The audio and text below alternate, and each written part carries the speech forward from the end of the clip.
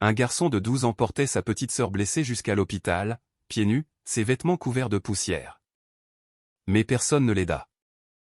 Les gens le regardaient, puis se détournaient. Certains disaient, « Tu as besoin d'un adulte. Tu as besoin d'argent. » D'autres secouaient la tête, le considérant comme un autre gamin des rues, sale et sans abri. Jusqu'à ce qu'un homme s'avance discrètement, sans poser de questions, sans attendre de permission. Il a simplement dit, « J'assume la responsabilité. » Et à partir de cet instant, la vie de ses deux enfants a commencé à changer pour toujours. Mais avant ce jour, ils vivaient comme des ombres. L'appartement était minuscule et sentait une odeur persistante de choux bouillis et de tabac froid. Le genre d'endroit où le son se propageait trop bien et où le silence pesait lourdement, pressant contre les murs comme une humidité suffocante. Léo Martin, 12 ans et plus grand que la plupart des garçons de son âge, se tenait près de l'évier, rinçant un gobelet en plastique fêlé. Sa petite sœur, Chloé, âgée de seulement 3 ans, était assise en tailleur sur le sol de la cuisine, une poupée dépareillée sur les genoux et de la compote de pommes sur le menton. Du couloir parvenait le bourdonnement d'une télévision que quelqu'un avait laissé allumer trop fort. Quelque part au-dessus, une chasse d'eau s'est déclenchée. Mais dans leur logement, l'immobilité était différente, tendue, comme une respiration retenue trop longtemps. Léo jeta un coup d'œil à l'horloge. 18h47. Sa mère aurait dû être rentrée depuis 1 heure. Il se tourna vers Chloé et sourit, un sourire qu'il gardait en réserve pour elle. « Tu as encore faim, ma puce ?»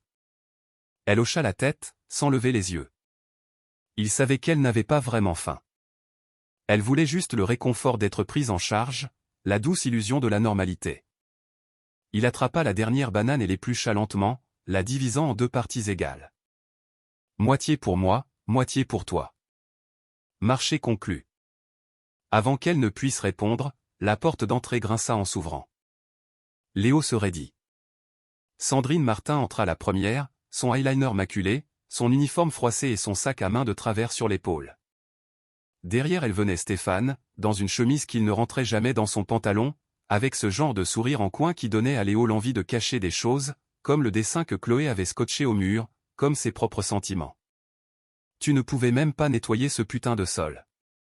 La voix de Stéphane trancha l'air de la cuisine avant que Léo ne puisse parler. Sandrine se tourna vers lui, fatiguée. Stéphane, pas maintenant. Non. Coupa Stéphane, s'avançant plus loin dans la pièce. Moi aussi, je me suis cassé le cul toute la journée. Que le gamin essuie la compote par terre. Léo attira Chloé contre lui, protecteur et silencieux.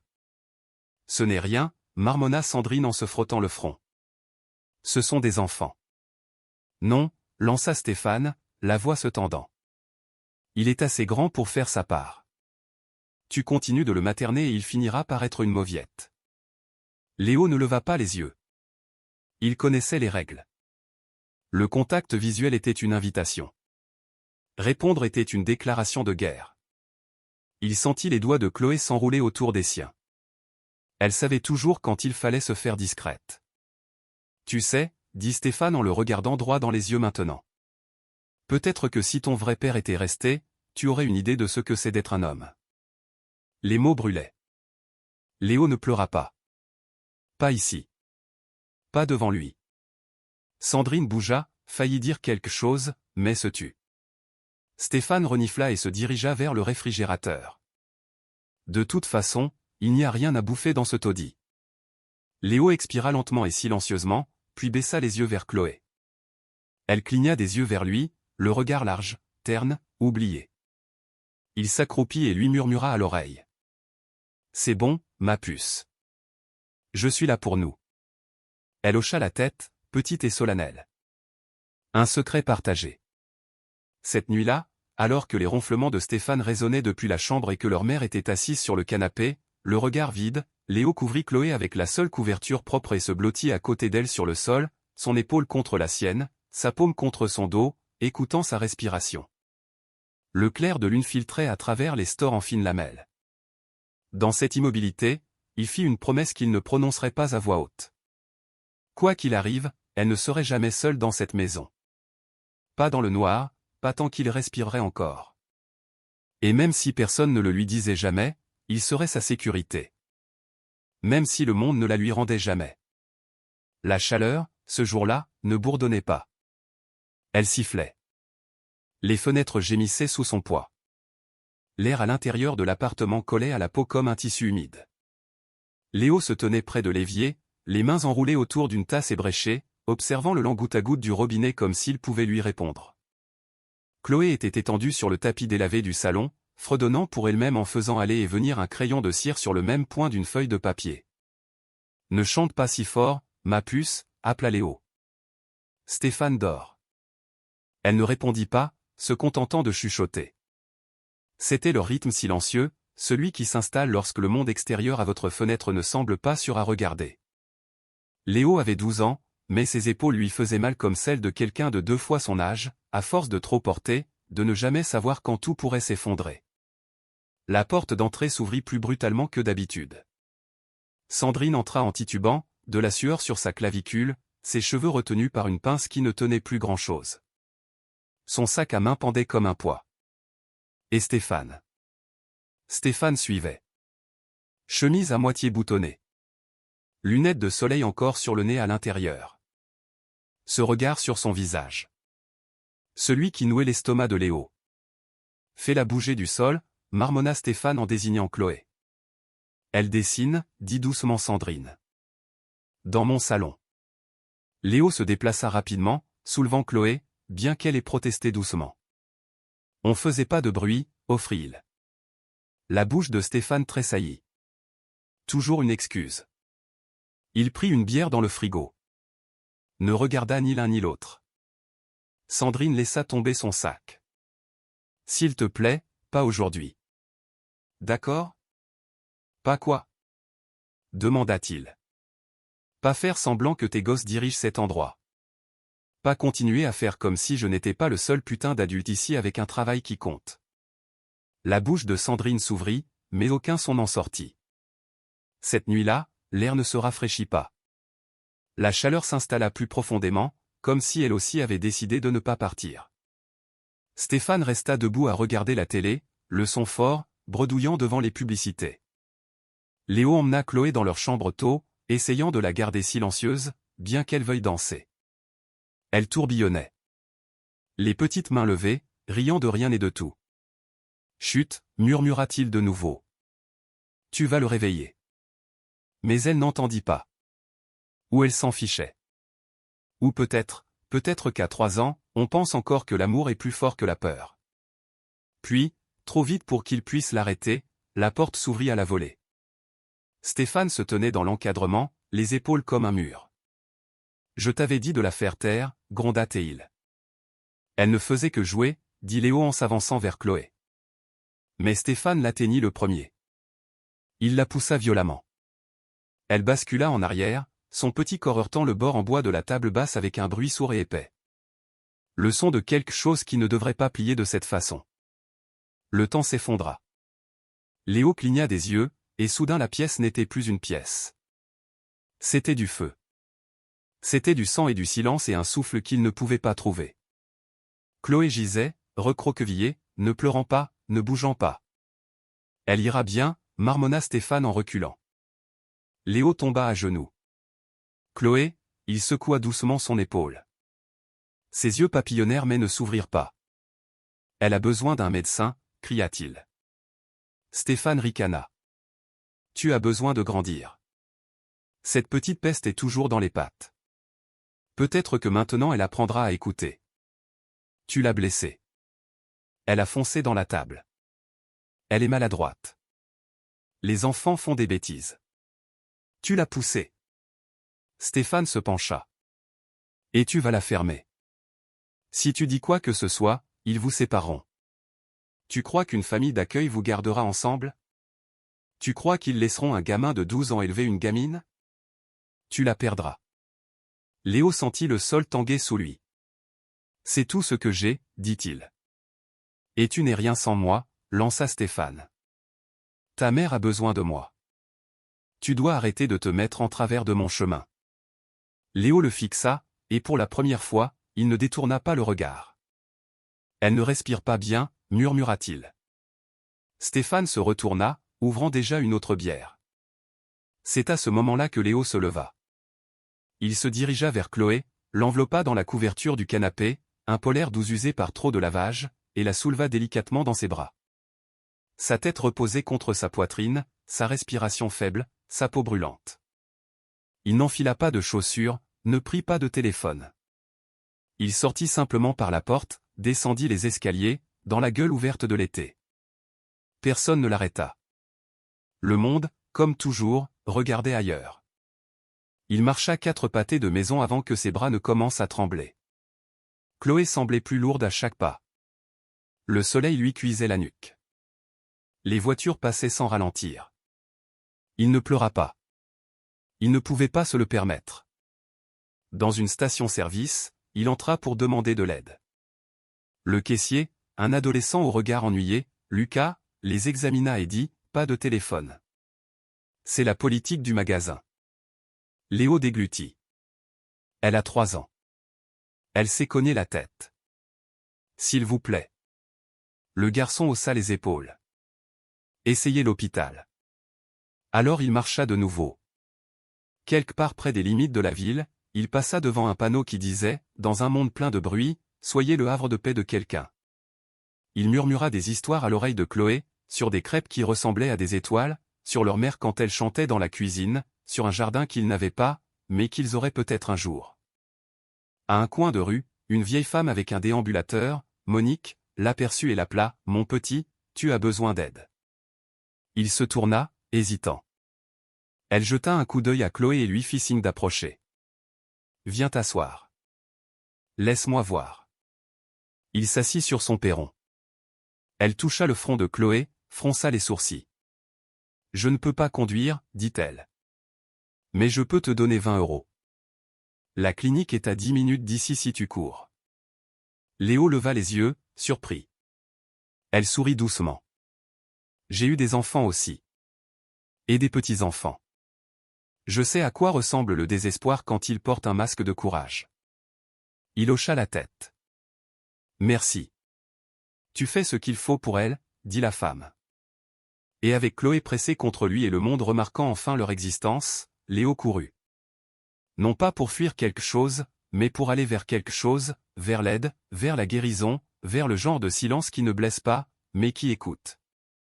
La chaleur montait du trottoir comme si elle avait quelque chose à dire. Elle chatoyait au loin, transformant les voitures en mirages et les panneaux d'arrêt en fantômes. Les bras de Léo Martin tremblaient sous le poids de sa petite sœur, mais il ne la déplaça pas. Chloé reposait, lourde et chaude contre sa poitrine. Sa respiration était superficielle, ses boucles emmêlées de sueur. Elle n'avait pas émis un son depuis 20 minutes, pas depuis la chute. Le soleil était haut et blanc, le genre de chaleur qui donnait à l'air l'impression d'une punition. Il avait 12 ans et était pieds nus. Le trottoir sous lui, brûlant à chaque pas, le cuisait davantage. Mais il ne s'arrêta pas. Il croisa un homme à vélo qui ralentit juste assez pour regarder, puis pédala plus vite, la tête tournée. Une femme promenait son chien de l'autre côté de la rue. Elle jeta un coup d'œil, les lèvres s'entr'ouvrant comme si elle allait demander quelque chose, mais elle ne le fit pas. Elle augmenta le volume de son téléphone et continua à marcher. Léo ne leur en voulait pas. Les gens avaient des vies, des emplois du temps, des raisons. Pourtant, ça piquait. « Je te tiens, ma puce », murmura-t-il à Chloé, dont la tête dodelinait doucement contre sa clavicule. « Je te tiens, quoi qu'il arrive. » Les mots ressemblaient à quelque chose que sa mère disait autrefois, quand les choses n'étaient pas si brisées. Il tourna sur la rue Saint-Louis.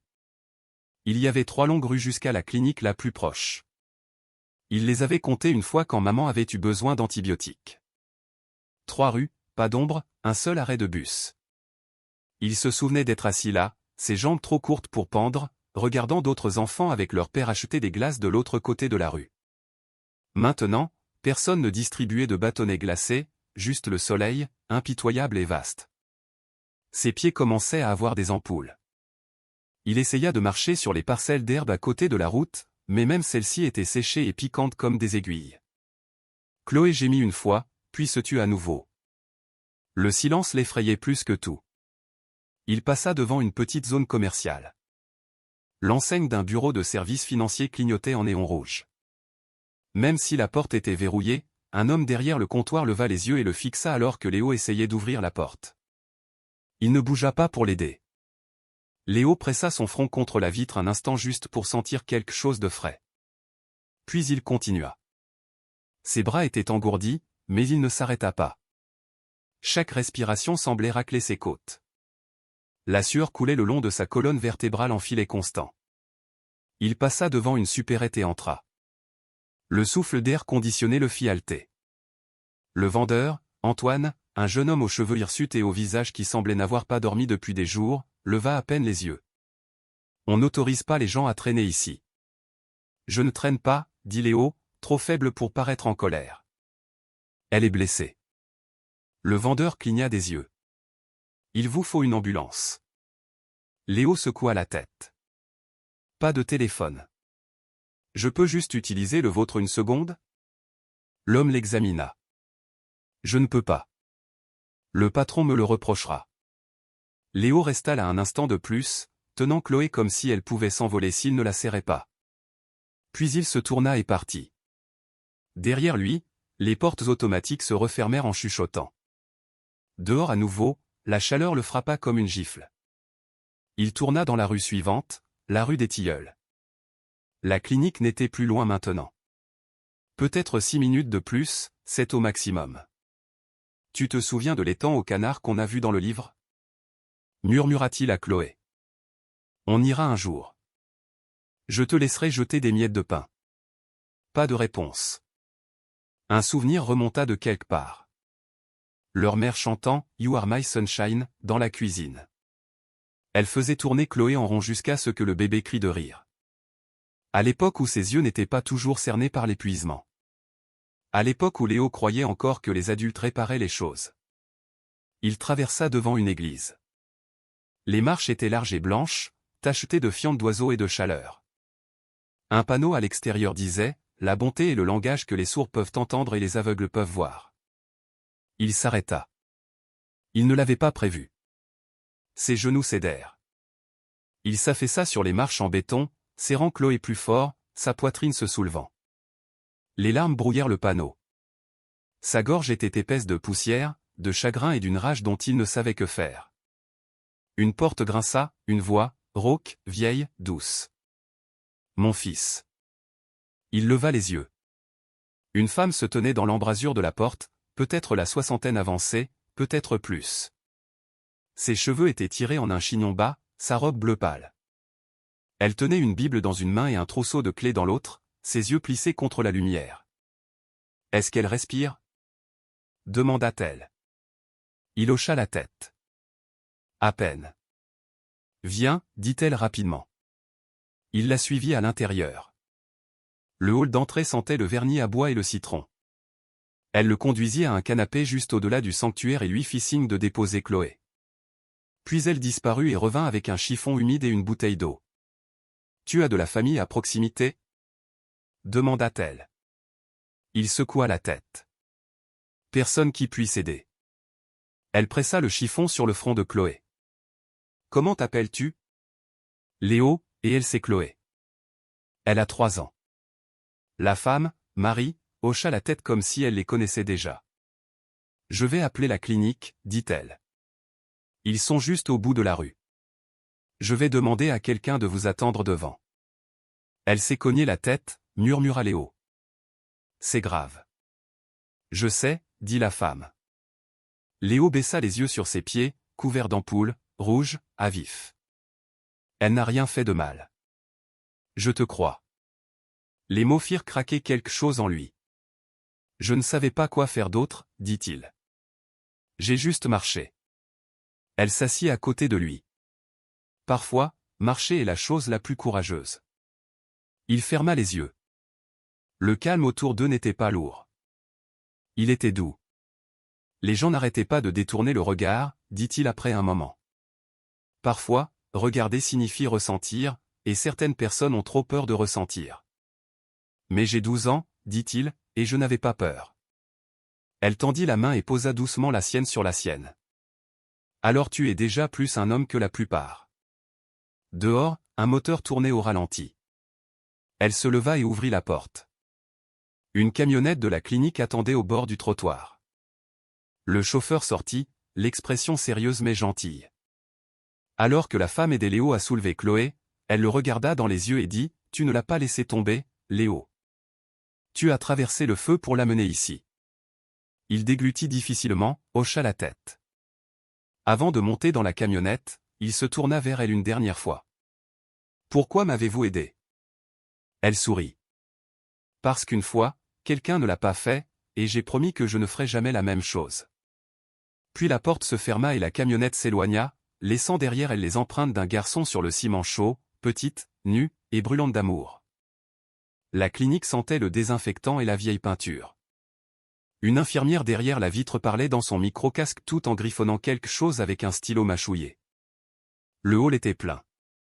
Des tout petits malades s'accrochant à des parents fatigués. Un vieil homme toussant doucement dans un coin. Une femme pressant une poche de froid sur sa joue avec des mains tremblantes.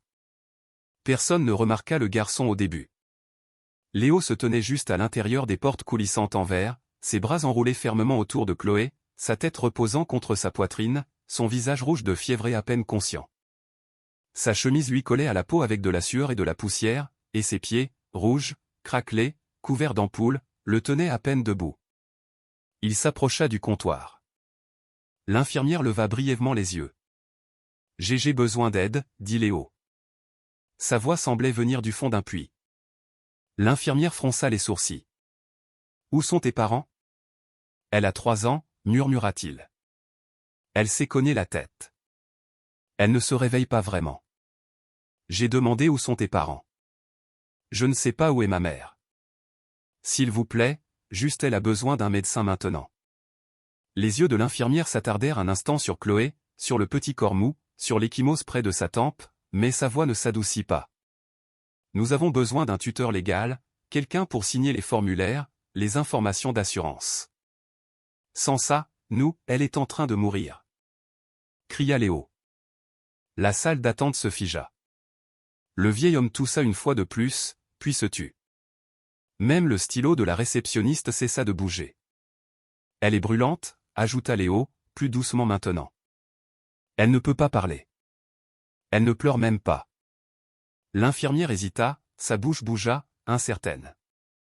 Et puis une voix, mesurée, calme, indéniablement autoritaire, s'éleva derrière eux. « Aidez-la. » Tous les yeux se tournèrent. Un homme de grande taille se tenait près de l'entrée, encadré par l'éblouissement du soleil extérieur. Il portait un costume gris anthracite et une autorité tranquille. Sa cravate était desserrée, sa veste jetée sur son épaule, comme s'il n'avait pas eu l'intention de s'arrêter ici. Mais quelque chose l'avait fait. Pierre Dubois. La plupart des gens le connaissaient de nom, quelques-uns de visage. L'homme qui avait construit la moitié des refuges de l'État, le milliardaire qui n'accordait jamais d'interview, un veuf avec un manoir mais pas de famille. Un homme qui restait dans son coin jusqu'à ce qu'il ne le fasse plus. Maintenant, il s'avançait, ses yeux fixés sur l'enfant dans les bras de Léo. « Elle n'a pas besoin d'un formulaire, » dit-il. « Elle a besoin d'aide, maintenant. » L'infirmière cligna des yeux. « Monsieur, je paierai, » dit-il simplement. « Facturez-moi tout. Prenez-la, s'il vous plaît. » 2 mots. La première fois que sa voix se brisa. L'infirmière se leva sans un mot de plus et disparut par une porte battante. Un instant plus tard, une équipe émergea. Une civière, des gants, une urgence silencieuse. L'un d'eux tendit les bras vers Chloé. « Non » murmura Léo, resserrant son étreinte. Une infirmière s'agenouilla devant lui. « C'est bon, mon grand. Tu peux marcher juste à côté d'elle. »« Je ne veux pas qu'elle soit seule, » dit-il. Pierre se plaça à côté de lui, s'accroupit à son niveau. Il ne le toucha pas. Il ne parla pas au début, attendit simplement que Léo croise son regard. « Tu l'as porté tout ce chemin ?» demanda doucement Pierre. Léo hocha la tête. « Elle n'était pas censée tomber, » dit-il. « Il l'a poussée et je ne l'ai pas arrêtée. »« Tu l'as protégée, » dit Pierre. « Tu l'as amenée ici. C'est la seule chose qui compte maintenant. Je n'ai personne d'autre. »« Si. Maintenant, tu as quelqu'un. » La civière se déplaça. Léo suivit, une main sur la rampe. Pierre regarda jusqu'à ce que les portes se ferment, puis se retourna vers le comptoir. « Je la veux dans la meilleure chambre que vous ayez, dit-il. Sans délai, sans question. L'infirmière hocha la tête, stupéfaite. « Oui, monsieur. » Il se tourna pour s'asseoir, puis s'arrêta, remarquant quelque chose sur le sol. Une seule chaussette rose, minuscule, à l'envers, salie par la route. Il se pencha lentement et la ramassa, lissant le tissu entre ses doigts comme si c'était quelque chose de sacré. Il la garda. 1 heure passa. Léo était assis dans une pièce froide avec des lumières douces et un distributeur automatique qui avait avalé son dernier euro. Pierre attendait à côté de lui, ne lisant rien, ne disant rien à moins qu'on ne lui parle. À un moment donné, Léo murmura « Elle aime les céréales aux fraises. Celles avec les mini-marshmallows. » Pierre hocha la tête. « Et elle déteste les bruits forts. Elle pleure quand quelqu'un claque une porte. Je m'en souviendrai. » Ils s'assirent de nouveau en silence. Puis Léo dit si bas qu'il faillit avaler les mots. « Il m'a dit que si je disais quoi que ce soit, il l'emmènerait. Qu'on serait séparés. » Pierre ne répondit pas tout de suite. Il prit une profonde inspiration, puis se pencha en avant. « Mon père me disait quelque chose de semblable. Que personne ne croirait un enfant, que je devrais être reconnaissant qu'il ne soit pas parti. » Léo leva les yeux, surpris. « Il vous frappait ?» La mâchoire de Pierre se contracta. Pas là où ça se voyait. Ils furent de nouveau silencieux, mais ce n'était pas le même genre de silence. Pas lourd, pas vide. Partagé. Un médecin entra. Elle parla d'un ton doux. Commotion cérébrale, déshydratation, traumatisme crânien mineur. Mais Chloé irait bien. Elle aurait besoin de repos, de surveillance, de temps. Elle a demandé son frère, ajouta le médecin avec un sourire. Léo fondit en larmes silencieuses. Pierre se tint tranquillement à côté de lui, lui glissant un mouchoir dans la main. Plus tard, il se tenait à côté du lit de Chloé. Elle paraissait si petite sous les draps, une perfusion scotchée à sa main, ses boucles humides et en désordre. Léo s'assit à côté d'elle, ses doigts caressant les siens. « Elle va s'en sortir ?» demanda-t-il. Pierre hocha la tête. « Elle est forte, comme son frère. » Léo murmura « Merci. » De ne pas être parti. Pierre ne répondit pas pendant un moment. Il regarda Chloé, quelque chose d'indéchiffrable dans les yeux. « J'ai failli le faire, » admit-il. « Je suis venu ici pour une autre raison. Une réunion à laquelle je ne voulais pas assister. J'allais annuler, faire demi-tour. Puis je t'ai vu. Pourquoi vous êtes-vous arrêté ?» La voix de Pierre s'abaissa.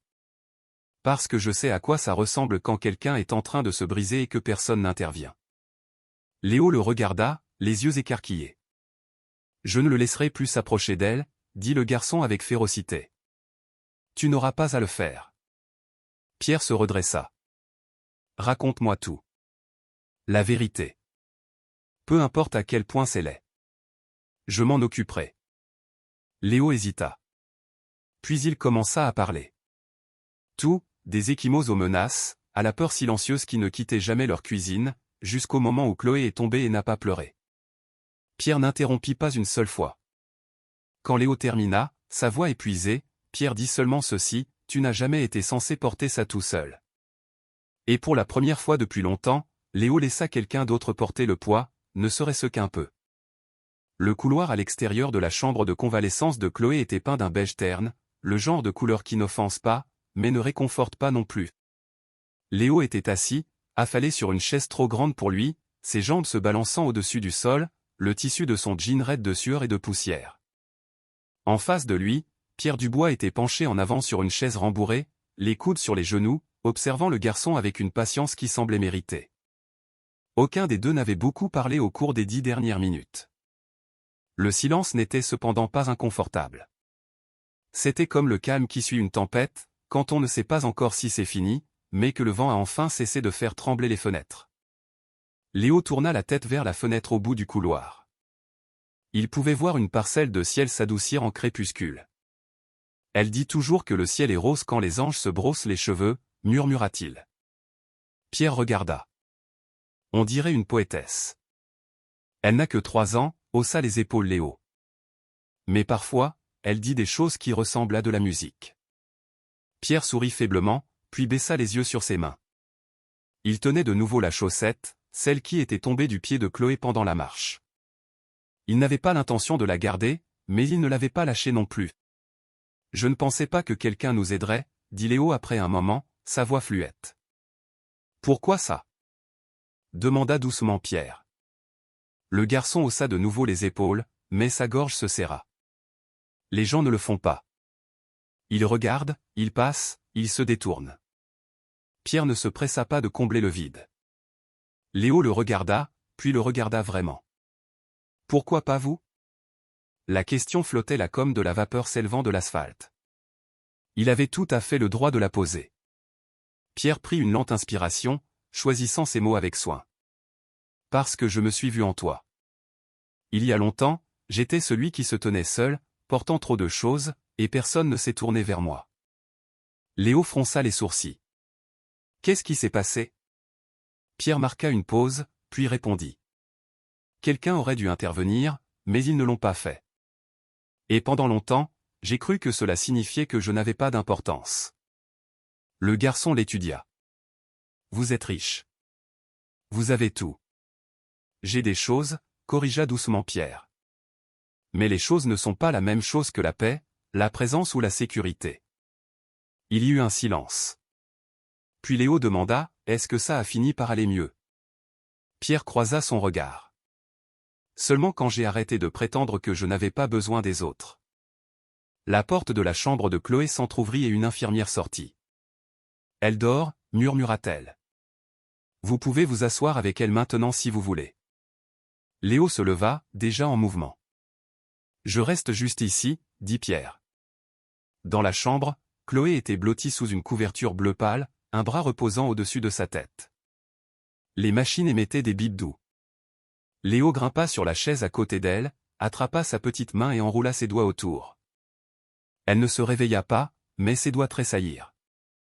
Il sourit à travers ses larmes. « Je t'avais dit qu'on y arriverait, » murmura-t-il. Il resta assis avec elle pendant près d'1 heure, regardant sa poitrine se soulever et s'abaisser. À un moment donné, il fredonna la chanson que leur mère chantait en pliant le linge. Faux, bas, mais plein de souvenirs. Quand il retourna dans le couloir, Pierre se leva. « Tu es prêt ? Où est-ce qu'on va ? » Ma voiture est en bas. Je me suis dit qu'on pourrait s'arrêter quelque part pour que tu te laves. Un vrai repas si ça te va. Léo hésita. Je ne veux pas la quitter. Elle sera ici toute la nuit, surveillée. En sécurité. Le garçon semblait partagé. Puis il hocha lentement la tête. Pierre le conduisit à une berline noire élégante garée près de l'entrée des urgences. C'était comme entrer dans un autre monde. Les sièges en cuir, le jazz doux provenant des haut-parleurs, le bourdonnement silencieux du confort. Léo s'enfonça sur la banquette arrière, clignant des yeux vers le plafond. Cette voiture sent les oranges. Cèdre et agrumes, dit Pierre. Ça me rappelle la cuisine de ma grand-mère.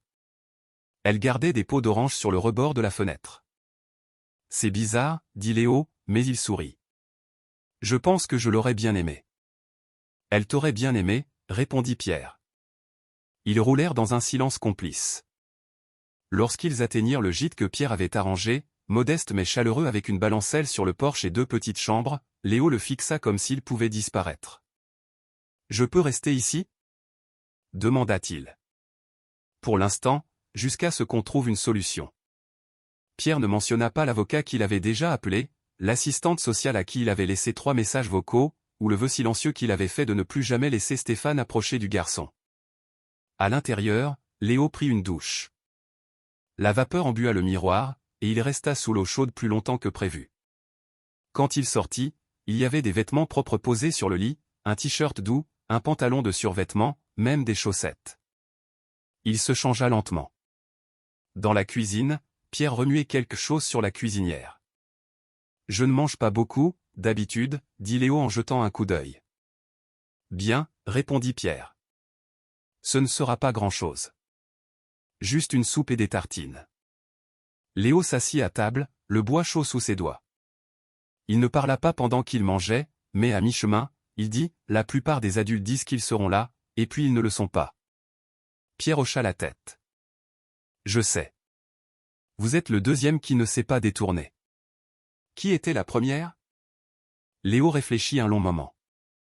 Une femme devant une église. Elle m'a donné 20 € et une poche de glace. Elle m'a dit que je n'avais pas à la porter seule. Les yeux de Pierre s'adoucirent.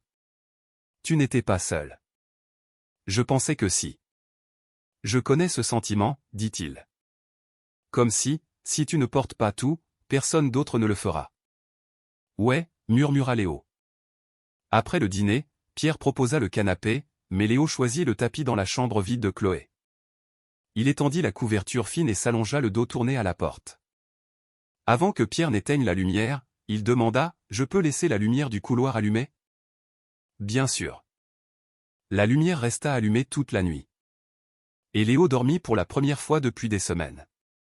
Pas de cauchemar, pas de cris à travers des murs fins, juste le bourdonnement d'une maison calme, une lumière de couloir, et la certitude que quelqu'un était resté. Pas pour la frime, pas par pitié, mais parce qu'il l'avait choisi. Dans l'immobilité, ce choix devint une promesse.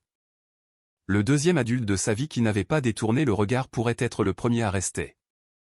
Les lumières de l'hôpital avaient cette lueur laiteuse et douce qui donnait l'impression que tout était moins urgent que ça ne l'était. Mais Léo connaissait l'urgence. Il avait vécu avec elle, sous son toit, à côté de son souffle. Chloé dormait de nouveau, ses joues pâles mais paisibles. Une infirmière avait dessiné un ours en peluche sur son moniteur. Elle avait appelé Chloé une petite guerrière, et Léo avait failli pleurer en entendant avec quelle douceur elle l'avait dit. Mais en dehors de sa chambre, le monde réel ne s'était pas adouci. Il était toujours tranchant, rempli d'adultes qui avaient besoin de formulaires, de preuves et de voix plus fortes que celles qu'un garçon de 12 ans pouvait donner. Pierre se tenait à côté d'un poste d'infirmière, le téléphone collé à l'oreille, la voix basse et mesurée. Oui, je suis au courant du protocole de garde. Non, je ne suis pas de la famille. Pas légalement.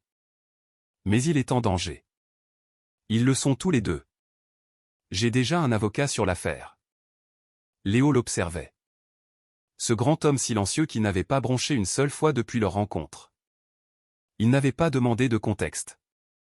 Il n'avait pas dit « Tu es sûr que c'est ce qui s'est passé ?» Au lieu de cela, il avait dit « Raconte-moi tout », et il le pensait.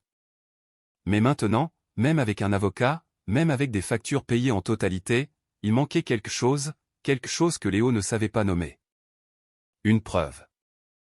Le lendemain matin, Léo était assis à la petite table près du lit de Chloé. Elle était réveillée maintenant, mangeant lentement un yaourt, toujours faible, ne parlant toujours pas beaucoup. Elle lui tendit un morceau de papier, froissé et déchiré sur les bords. Dessus, un dessin. 4 bonshommes allumettes. 2 grands, l'un tenant une bouteille à la main, l'air renfrogné. Un plus petit avec des cheveux bouclés couché à côté de quelque chose de pointu et de déchiqueté. Peut-être une table. Et une autre silhouette, un garçon avec des larmes coulant de 2 points. Léo fixa le dessin. Il savait exactement ce que c'était. Puce, murmura-t-il. Elle montra le papier puis la blessure sur sa tête. C'est lui, dit-elle. Seulement 2 mots, mais ils brûlèrent dans l'air comme la fumée d'une fusée de détresse. Pierre entra juste à ce moment-là, tenant un café. Bonjour, salua-t-il doucement, puis s'arrêta en voyant le dessin. Léo le lui tendit. Elle vient de dire, c'est lui. Pierre prit le papier avec précaution, ses doigts effleurant ceux de Léo. Personne dans cette maison ne va me croire, dit Léo. Ils diront que j'invente ou que je la protège. Pierre s'assit. Et si on ne leur demandait pas de te croire? Léo parut confus. J'ai demandé à une détective privée, Christine, de passer à ton immeuble aujourd'hui, dit Pierre. Certains voisins pourraient parler, mais plus important encore, il marqua une pause. Certaines maisons de ce lotissement, y compris la vôtre, ont été équipées de sonnettes intelligentes l'année dernière. Capteur de mouvement, archive vidéo. Les yeux de Léo s'écarquillèrent. Vous pensez qu'elle a vu? Je pense que c'est possible, dit Pierre. Et si ce n'est pas celle-là, peut-être celle d'un voisin. Parfois, la vérité vit dans les choses que personne ne remarque. Léo serra le bord de la table. Si on avait une vidéo, on le saura, dit Pierre. Puis, plus doucement. Tu as déjà dit la vérité. Il est temps que quelqu'un t'aide à le prouver. Cet après-midi-là, pendant que Chloé se reposait et que Léo somnolait à côté d'elle, un bras sur son petit corps, Pierre sortit pour rencontrer Christine, une femme bourrue d'âge moyen qui avait le genre de démarche qui disait « Dégagez de mon chemin », sans avoir besoin de dire un mot. Elle lui tendit une clé USB. Ça vient de l'appartement de l'autre côté de la cour. Elle a capté le mouvement et l'audio depuis la fenêtre de votre garçon le jour en question. L'enregistrement est net. Pas de falsification. Et Christine le regarda droit dans les yeux. C'est moche, mais c'est suffisant. Elle hésita, puis ajouta. Il a de la chance d'être parti quand il l'a fait. Pierre hocha la tête, mais son visage resta impassible. Le genre d'immobilité qui vient d'années d'apprentissage a caché ses réactions. Mais à l'intérieur, quelque chose déferla, la fureur, le soulagement, et quelque chose de plus lourd que les deux. Le deuil. Le deuil que cela ait dû en arriver là, qu'un enfant ait dû saigner pour être cru. Il prit la clé et se retourna pour rentrer. Christine l'arrêta. Ce gamin, dit-elle, la voix plus douce. J'ai vu beaucoup de choses, mais la façon dont il la portait sur cet enregistrement, il n'arrêtait pas de dire « Reste éveillé, ma puce. On y est presque. Reste avec moi. » Encore et encore. Pierre hocha la tête une fois. Je sais. De retour dans la chambre d'hôpital, Pierre attendit que Léo soit réveillé et que Chloé colorie doucement dans un livre d'autocollants de papillons. Puis il tendit la clé USB au garçon. On l'a, dit-il. Ça montre ce qui s'est passé. La bouche de Léo s'entr'ouvrit légèrement. Vous l'avez vu? Pierre hocha la tête. Le monde entier la verra si tu veux. Léo fixa le petit rectangle de plastique comme si c'était une bouée de sauvetage. Puis il murmura, est-ce que ça l'arrêtera? Ça lancera le processus, dit Pierre. Police, tribunal, ordonnance restrictive, garde préventive. Ton histoire n'est plus seulement des mots. Je n'ai plus peur de lui, dit Léo. Mais j'ai peur qu'il s'en fiche. Pierre s'accroupit à côté de lui. Moi, je m'en soucie. Ça fait un. L'avocat s'en soucie. Ça fait deux. Et quand on leur montrera ça, ta vérité, son dessin, cette vidéo, d'autres s'en soucieront aussi. Léo ne parla pas pendant un long moment, puis finalement. Tu penses que maman savait? Pierre cligna des yeux. Savait quoi? À quel point c'était grave avec Stéphane? Pierre réfléchit. Je pense que peut-être qu'elle se noyait aussi.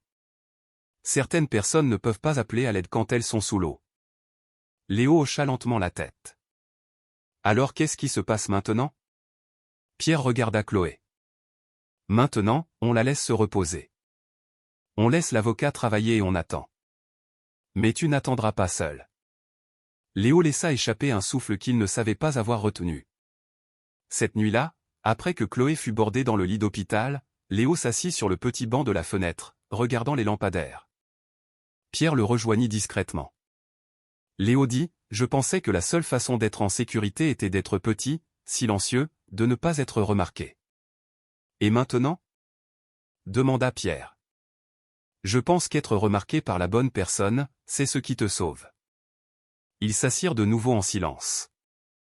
Le genre de silence qui ne fait plus mal. Puis Pierre sortit quelque chose de sa poche, le dessin. Il l'avait aplati, l'avait mis dans une pochette en plastique. Je vais encadrer ça, dit-il. Léo haussa un sourcil. Pourquoi? Parce que c'est la vérité, et la vérité vaut la peine d'être protégée.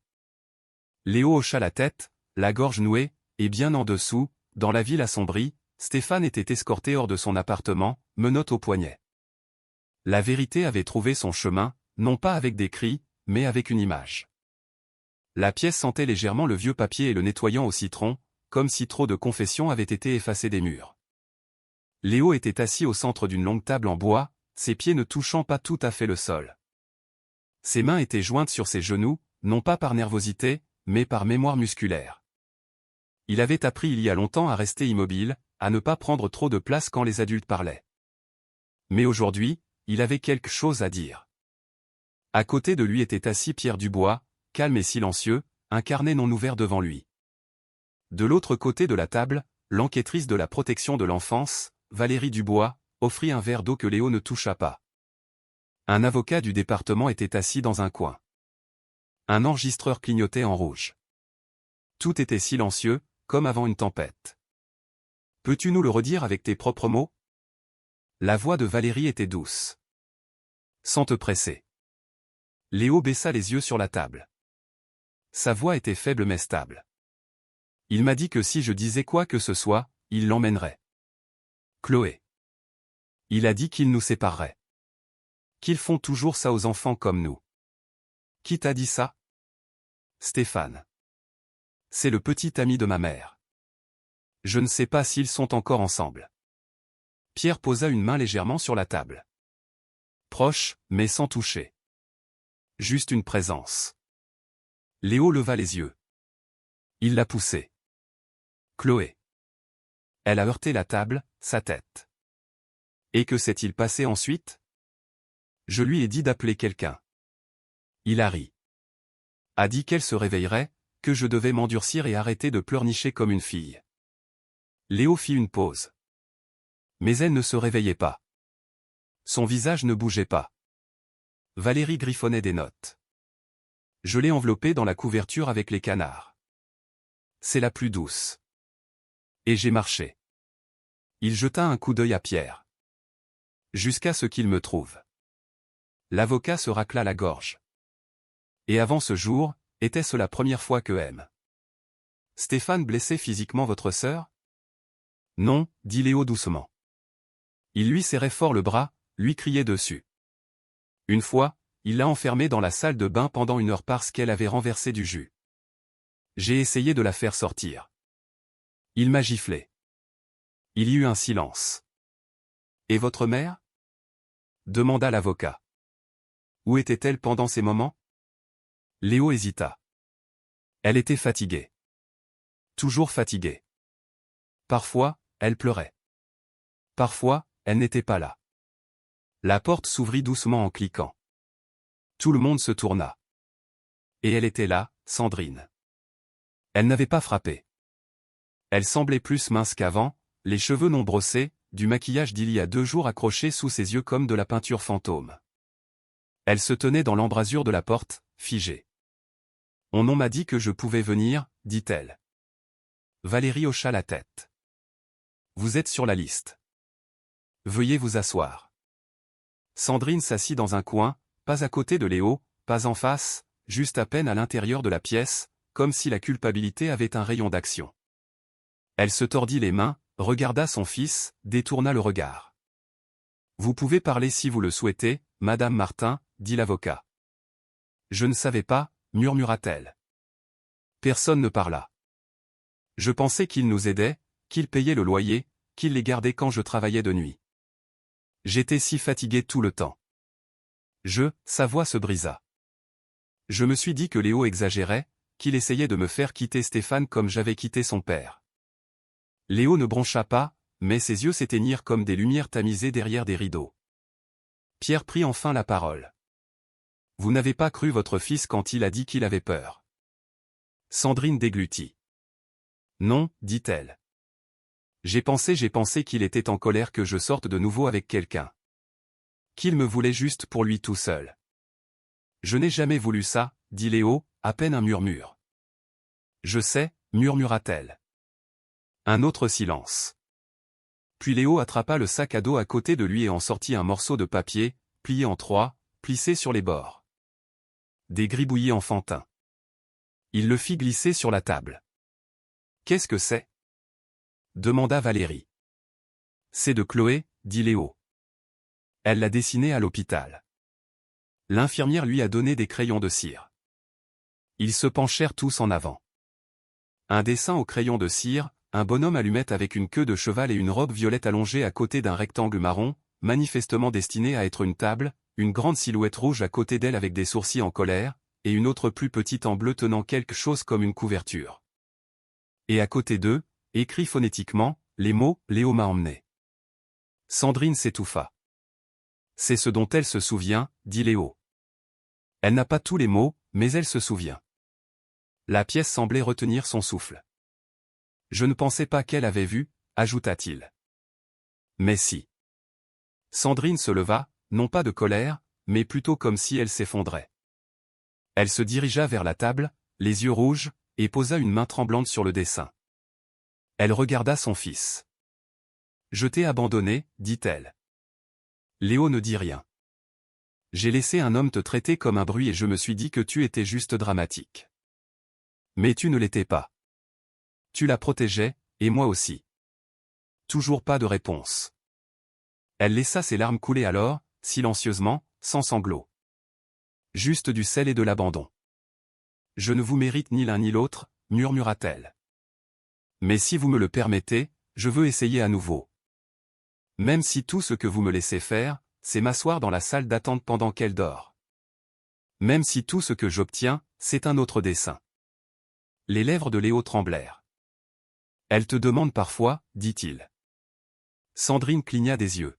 « Vraiment ? Elle pense que tu travailles tard. Je ne lui ai pas dit que tu étais parti. » Sandrine s'affaissa sur la chaise la plus proche, enfouissant son visage dans ses mains. « Je voulais revenir, dit-elle, mais je ne savais pas comment faire face à ce que j'avais ignoré, et j'avais peur qu'il vous emmène tous les deux si j'arrivais trop tard. » Pierre se racla la gorge. « Vous êtes ici maintenant, dit-il. Mais ce n'est pas vous qui décidez de ce qui est suffisant. C'est lui. » Il regarda Léo, et pour la première fois, Léo se tourna complètement vers sa mère. « Je n'ai plus confiance facilement, dit-il. » Sandrine hocha la tête, les lèvres serrées. « Mais je me souviens quand tu nous chantais des chansons. Celle de James Taylor. » Elle leva les yeux, surprise. « C'est cette maman qui me manque encore, dit-il. Celle avec le torchon sur l'épaule et de la sauce spaghetti brûlée sur la cuisinière. » Ses lèvres tremblèrent. « Si elle revient, murmura Léo. Peut-être qu'on pourra lui faire un dessin, nous aussi. » Sandrine couvrit sa bouche d'une main. Valérie se leva. « C'est suffisant pour aujourd'hui. » Elle éteignit l'enregistreur. Et c'est ainsi que le garçon qui avait marché à travers la chaleur et la peur pour sauver sa sœur fit de la place pour un siège de plus à la table. Pas une page blanche, mais peut-être un coin du papier, vierge, attendant, prêt à être dessiné. Le tribunal n'était pas grandiose. Pas de vitraux, pas de plafond voûté, juste des sols en linoléum, des néons vacillants et un seau en bois monté de travers sur le mur derrière la juge. Mais pour Léo, il semblait aussi grand que le monde. Il était assis sur le banc en bois à côté de Pierre, ses chaussures effleurant à peine le sol, ses mains jointes, le dos droit, le cœur battant. Stéphane était assis de l'autre côté de la pièce dans un costume gris foncé trop serré au cou, la mâchoire serrée de cette façon que Léo se souvenait trop bien. Ce n'était pas de la colère. C'était de la possession. Cette confiance froide et silencieuse que Stéphane arborait quand il pensait que personne ne pouvait le toucher. Mais aujourd'hui était différent. Sandrine était assise au deuxième rang derrière Léo. Ses mains tremblaient sur ses genoux. Elle n'avait pas beaucoup parlé pendant le trajet, se contentant de regarder par la fenêtre, les lèvres serrées comme pour retenir une marée. La juge, Isabelle, une femme d'âge moyen aux yeux fatigués et à la voix ferme, ouvrit l'audience. Ce n'était pas un procès pénal. Pas encore. C'était un tribunal de la famille, un endroit où la garde, la tutelle et les vérités étaient triées comme des pièces de puzzle cassées. M. Dubois, dit la juge en regardant Pierre. Vous êtes le tuteur ad litem, c'est bien ça? C'est exact, votre honneur, répondit-il calmement. Et vous vous êtes occupé des deux enfants? Oui. Et vous souhaitez conserver la garde temporaire pendant que cette affaire est examinée? En effet, dit-il, puis il ajouta, parce que c'est plus sûr ainsi. La juge hocha la tête, feuilletant le dossier devant elle. Puis elle regarda Léo. Serais-tu d'accord pour parler aujourd'hui? Léo hocha la tête une fois. Tu comprends ce que cela signifie de dire la vérité ici? Je comprends, dit-il doucement. Même si c'est difficile. On l'appela à la barre. Il s'avança vers le siège du témoin, les mains agrippées aux côtés en bois, les jambes pendantes. Déclinez votre nom, ordonna la juge.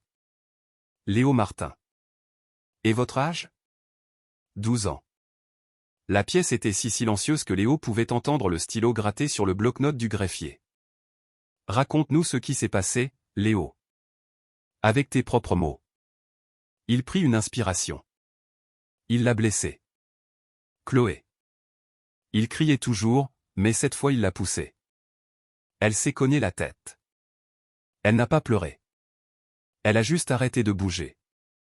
Sa voix se brisa, mais il ne s'arrêta pas. Je lui ai dit qu'on devait appeler quelqu'un. Il a dit non. Qu'elle irait bien, que j'étais une mauviette, que personne ne me croirait de toute façon. Qui a dit ça? Demanda doucement la juge. Stéphane. L'homme bougea sur son siège. Et ensuite, qu'as-tu fait? Je l'ai porté jusqu'à la clinique. Tu as porté ta sœur de 3 ans pieds nus sur plusieurs pâtés de maison jusqu'à l'hôpital? Oui. Il baissa les yeux, les mains tremblant maintenant, parce que j'étais le seul à le faire. La juge marqua une pause, son expression indéchiffrable. L'avocat de la partie adverse se leva. Léo, est-ce que Stéphane a déjà dit quelque chose sur ce qui se passerait si tu parlais? Oui, répondit Léo. Il a dit qu'il nous emmènerait, nous mettrait dans des foyers, nous séparerait. Et est-ce que ça t'a fait peur? Léo le regarda. Ça me fait encore peur. Silence. Puis Stéphane se leva sans y être invité. C'est ridicule, lança-t-il. Un gamin de 12 ans décide de ce qui est vrai. Ce gamin a toujours eu un problème avec moi. Il est jaloux, possessif envers sa mère. Il voulait que je parte dès le premier jour. Stéphane, avertit la juge. Il invente des contes de fées. Regardez-moi.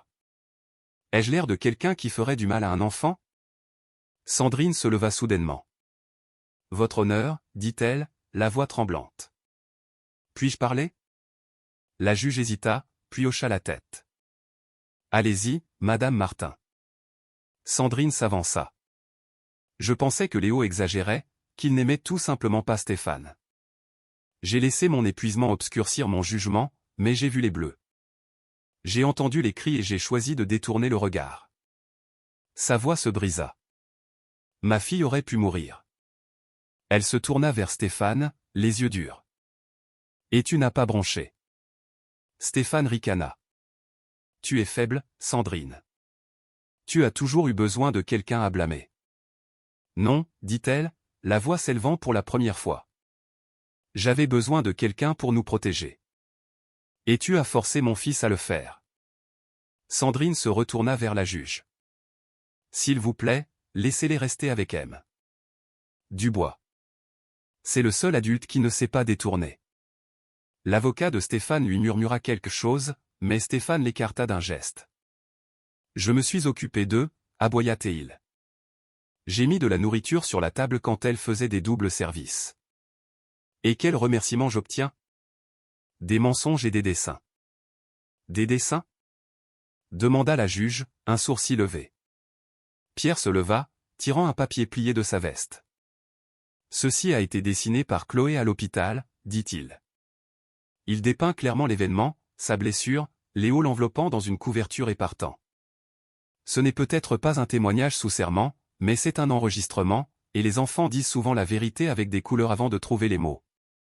Il le fit passer. La juge l'examina en silence. Après une longue pause, elle se pencha en avant.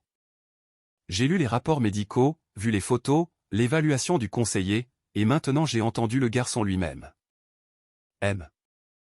Stéphane, vous n'aurez aucun contact avec ces enfants jusqu'à nouvel ordre. Toute tentative entraînera des poursuites pénales. Stéphane ouvrit la bouche, mais aucun son n'en sortit. La juge continua, son ton plus doux. Dubois, merci d'être intervenu. La garde temporaire vous est maintenue en attendant un examen complet. Pierre hocha la tête une fois. Merci, votre honneur. Léo resta immobile, fixant le bord de la table, essayant de respirer. Alors qu'il sortait du tribunal, les journalistes ne les suivirent pas. Il n'y eut pas de gros titres, mais quelque chose de sacré avait changé. Dehors, la lumière du soleil avait changé, plus douce, dorée, comme si le ciel avait expiré. Sandrine se tenait à côté de Léo, incertaine. Je peux marcher avec vous? Demanda-t-elle. Il hocha la tête. Ils marchèrent côte à côte, sans se toucher, sans se presser. Après une rue, elle demanda, « Pourquoi as-tu parlé même quand tu avais peur ?» Léo regarda droit devant lui. Parce que parfois, les plus petites voix sont les seules qui disent la vérité. Pierre suivait derrière, leur laissant le trottoir, et au-dessus d'eux, le tribunal se dressait, petit, ordinaire, mais à l'intérieur, ce jour-là, un garçon avait allumé une allumette contre l'obscurité. Les portes du tribunal se refermèrent derrière eux avec un sifflement. Dehors, le soleil de l'après-midi drapait tout d'ambre, les arbres, le trottoir, même le silence entre la mère et le fils. Sandrine marchait à 2 pas derrière Léo, comme si elle n'était pas sûre d'avoir le droit de marcher à ses côtés. Pierre gardait une distance respectueuse, sachant que cette partie du chemin n'était pas à lui de la diriger. Léo ne parlait pas. Pas encore. Il regardait droit devant lui. Un garçon qui avait vieilli trop vite en trop peu de temps. Ses mains étaient dans les poches d'une veste que Pierre lui avait donnée, une taille trop grande, mais chaude. « On peut prendre une glace ?» demanda soudain Chloé depuis sa poussette. Sa voix douce, pleine d'espoir, fit craquer quelque chose. Léo jeta un coup d'œil en arrière. « Tu te sens bien ?» Elle hocha la tête. La rose avec des vermicelles. Sandrine regarda Léo, attendant. Ce n'était plus sa décision. Il hésita, puis hocha la tête une fois. Le glacier était calme, juste le bourdonnement du congélateur et un disque de jazz doux qui jouait dans un coin. Ils s'assirent à une table ronde près de la fenêtre. Chloé donnait des coups de pied en mangeant sa crème glacée rose avec une joie maladroite. Un point collant de crème s'accrocha à son nez. Léo ne mangeait pas. Il la regardait. Il la regardait toujours. Sandrine était assise en face de lui, la cuillère inactive dans sa coupe. « Je t'amenais ici, dit-elle. Quand tu avais 5 ans, tu renversais du sirop au chocolat partout. » Léo ne répondit pas. J'essuyais tes mains avec des serviettes et je riais. Je ne sais pas pourquoi je me souviens de ça maintenant. Il la regarda. Parce que c'était avant. Ses yeux s'embuèrent de larmes. Je sais que je ne mérite pas de revenir. Pas comme ça. Mais je veux que tu saches que je reste. J'ai signé l'accord. Stéphane ne s'approchera plus de nous. Jamais. Léo cligna lentement des yeux. Tu iras à ces réunions? Demanda-t-il. Celle de thérapie? J'irai. Même quand ce sera difficile, hocha la tête Sandrine. Même là. Léo baissa les yeux sur son cornet intact. C'est la seule façon pour que je te croie. Elle hocha de nouveau la tête. C'est juste. Puis, doucement, presque en passant, il dit, tu aurais pu le quitter plus tôt. La phrase était simple, mais elle portait des années. Je sais, dit-elle. Silence. Puis Chloé, inconsciente du sous-entendu, annonça, j'ai dessiné nous. Elle brandit une serviette en papier gribouillé avec un crayon de cire de sa poche. 3 bonshommes allumettes, un grand avec des cheveux bruns, un petit avec des boucles, et un de taille moyenne avec des épaules carrées. Celui-là, c'est toi, dit-elle à Pierre. Tu as les plus grands bras. Tu tiens la maison debout. Il sourit, mais ce fut Léo qui parla ensuite. Tant que tu en auras besoin, dit-il. C'est aussi la tienne. Cette nuit-là, de retour au gîte, la lumière de la cuisine brillait d'une lueur chaude. Pierre faisait frire des œufs pendant que Sandrine lavait la vaisselle du déjeuner, les manches retroussées. Léo était assis à table, feuilletant une bande dessinée qu'il ne lisait pas vraiment. Chloé coloriait à côté de lui, la langue sortie en signe de concentration. Ce n'était pas parfait, mais c'était calme et personne ne haussait la voix. Le transfert officiel de la garde eut lieu 3 jours plus tard. Pierre obtint la tutelle temporaire avec des visites supervisées pour Sandrine, à la discrétion de Léo. Une assistante sociale passerait chaque semaine. Il y eut des signatures, des documents tamponnés, des mots comme stabilité, intérêt supérieur de l'enfant et approche tenant compte des traumatismes. Pour Léo, cela signifiait quelque chose de plus simple. Il y avait une serrure sur la porte d'entrée qui fonctionnait. Il n'y avait pas de cri dans la cuisine. Il y avait de l'espace pour expirer. Un matin, Sandrine se présenta avec une boîte à chaussures. Elle la posa sur la table de la cuisine. C'est à toi, dit-elle. De quand tu étais petit. Je les ai gardés. Léo ouvrit la boîte lentement. À l'intérieur se trouvaient des dessins, une carte d'anniversaire froissée, une couronne en papier d'un fast-food. Tu m'appelais Sir Léo, dit-elle. Tu me faisais m'incliner avant de pouvoir entrer dans ton fort de couverture. Léo sourit pour la première fois ce jour-là. C'était petit, hésitant, mais ça resta.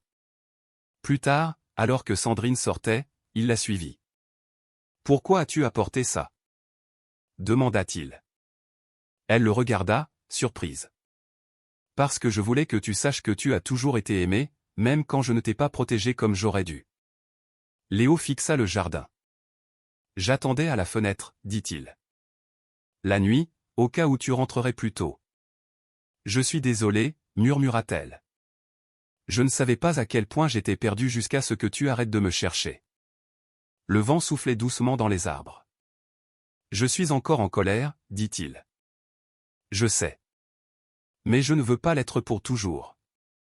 Sandrine déglutit difficilement. Alors peut-être qu'on prendra ça un dessin à la fois. Il hocha la tête et rentra. Une semaine plus tard, on sonna à la porte. Léo ouvrit et trouva une petite enveloppe marron sur le paillasson. À l'intérieur, une photo du tribunal. Lui, assis droit, courageux, disant la vérité. Au dos, Pierre avait écrit d'une écriture soignée, « La justice n'est pas toujours bruyante. Parfois, elle marche silencieusement à côté des plus petits pieds. » Il n'y avait pas de signature, juste l'adresse d'une fondation privée de bourse d'études. Léo plaça la photo à côté du dernier dessin de Chloé sur le réfrigérateur. En dessous, il scotcha un seul mot écrit à l'encre bleue épaisse, « Sécurité ». Et dans une maison qui n'était plus hantée par les cris, dans le calme d'une cuisine remplie de lumière et de force tranquille, un garçon qui avait porté plus que sa part posa enfin quelque chose. Pas l'amertume, pas le blâme, mais une petite parcelle d'espoir. Et elle resta. Le soleil filtrait à travers des rideaux en dentelle, chaud et doux, comme un murmure sur le plancher en bois. C'était le premier samedi du mois, le jour des crêpes, comme l'appelait Chloé, et la cuisine sentait la cannelle et quelque chose qui brûlait doucement. Léo se tenait devant la cuisinière, retournant des crêpes imparfaites, tandis que Chloé était assise au comptoir, les genoux repliés sous son menton, en train de dessiner.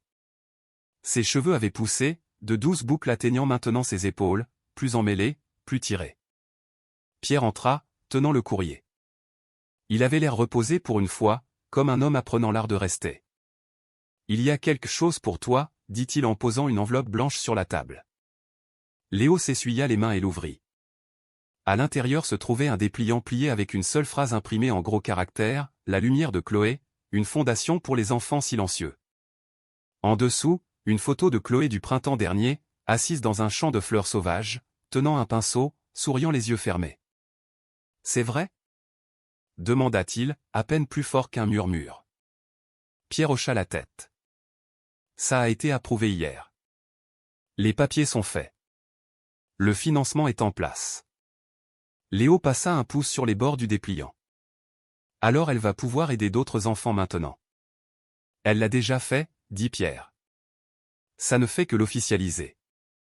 Chloé leva les yeux. C'est mon nom? Léo lui montra le dépliant. C'est ton nom. Ta lumière. Elle cligna des yeux. Je pensais que je n'avais pas de lumière. Tu en as toujours eu, dit-il. Même quand tu la cachais. Elle sourit, puis attrapa son petit carnet de dessin et en arracha une page. Elle, Léo et Pierre debout sous un grand soleil. Elle la tendit à Pierre. C'est pour toi.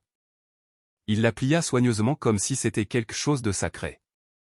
Plus tard dans la soirée, ils visitèrent le centre communautaire qui abriterait la première salle d'art de la fondation. Le bâtiment était une ancienne bibliothèque. Les étagères avaient été vidées, les murs peints en jaune pâle, et au centre du mur du fond, une fresque avait commencé. Des coups de pinceau de ciel, d'arbres, et un petit enfant tenant une lanterne. Léo traça le contour du doigt. Ça ne lui ressemble pas exactement, dit-il. Ce n'est pas censé lui ressembler, répondit Pierre. C'est censé ressembler à chaque enfant qui a attendu dans le noir. Sandrine arriva juste avant le coucher du soleil, tenant une pile de livres d'histoire pour le coin lecture. Ses yeux s'adoucirent quand elle vit Léo aider Chloé à déballer des crayons de cire. Elle dort mieux maintenant, dit-elle doucement à Pierre. Et il est plus doux avec elle, comme s'il croyait enfin qu'elle reste. Pierre ne répondit pas. Il se contenta de hocher la tête. Sandrine se dirigea vers son fils. J'ai apporté la courte pointe bleue de chez grand-mère pour le coin sieste.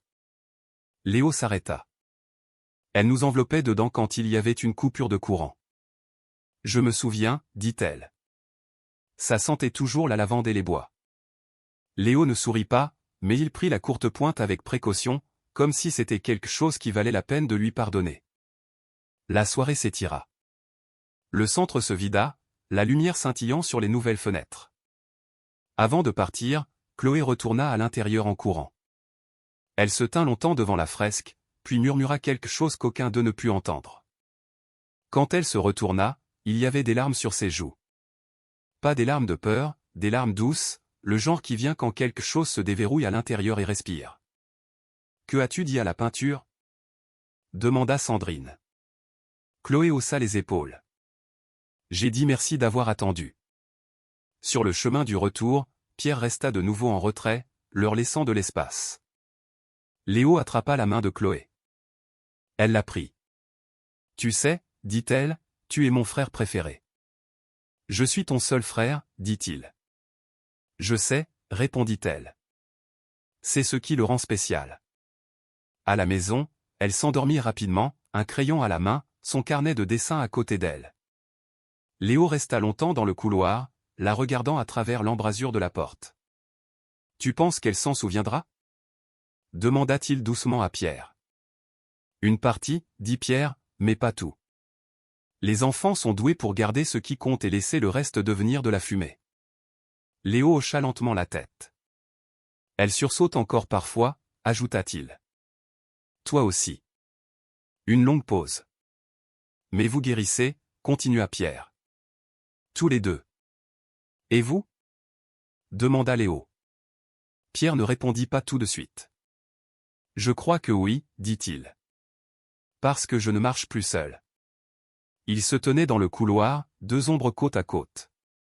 Plus de cages, plus de routes sombres, juste le bourdonnement silencieux d'une maison, apprenant à nouveau à accueillir des gens.